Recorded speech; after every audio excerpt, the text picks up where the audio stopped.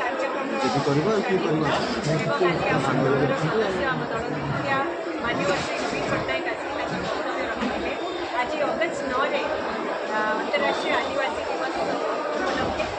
आम ओडार समस्त जनसाधारण चाहिए आज चर्चा होची आदिवासी भाई भौणी मानकर परंपरा उपरे पारंपरिक ज्ञान उपरे चर्चा एटा भी अधिकार एवं सशक्तिकरण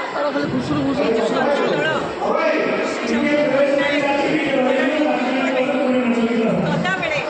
सेवा भित्तिक राजनीति रे विश्वास रखी एवं सशक्तिकरण भित्तिक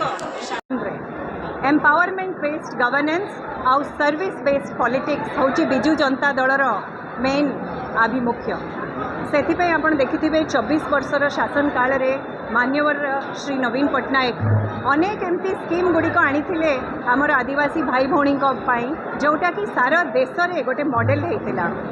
आमर स्पेशल डेवलपमेंट काउंसिल 23टी जिले में आदिवासी भाई भौणी मानकर परंपरा तांकर नृत्य तांकर कला तांकर ऐतिह्य को प्रमोट और प्रिजर्व करने लाभ स्कीम दिया आमर भाई भौणी मानकर जो माइनर फॉरेस्ट प्रोड्यूस गोटे आमर मिनिमम सपोर्ट प्राइस दवाई शिक्षा क्षेत्र में अन्वेषा एवं आकांक्षा भाया स्कीम कराइला प्रत्येक ब्लॉक रे ओडिशा आदर्श विद्यालय कराइला एवं शिक्षा को बहुत उपरकू नहीं मान्यवर आमर श्री नवीन पट्टनायक स्मार्ट स्कूल्स करके मिशन शक्ति द्वारा आमर जनजाति भौणी मानकू गोटे स्वतंत्र परिचय सृष्टि कराइला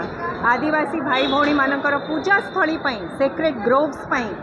11 कोटी टंका दिया ताकू संरक्षण करने रोजगार स्किलिंग आमर वर्ल्ड स्किल सेंटर तरफ आमर जो माने युवपीढ़ी आदिवासी भाई भौणी मानक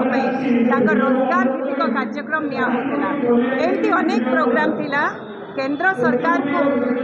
169टी आमर कम्युनिटीज मानकू केमिति एसटी लिस्ट रे इंक्लूड करा जिवो तापई आमे दाबी रखिथिलु तो सेमती बिजू जनता दल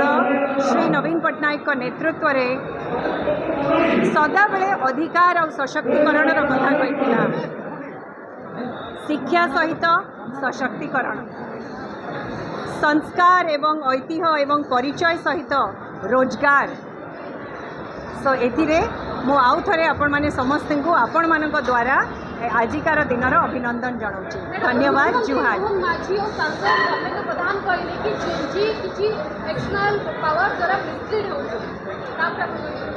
आज तो आदिवासी दिवस रे अभिनंदन दबा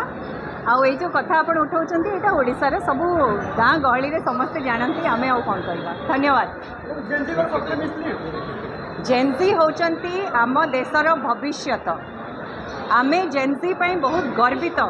से माने आम देश और राज्य को आगू को लेकिन जीवे सबुबले आमे तांका सांगरे और तांका पछरे रहिबा कथा धन्यवाद।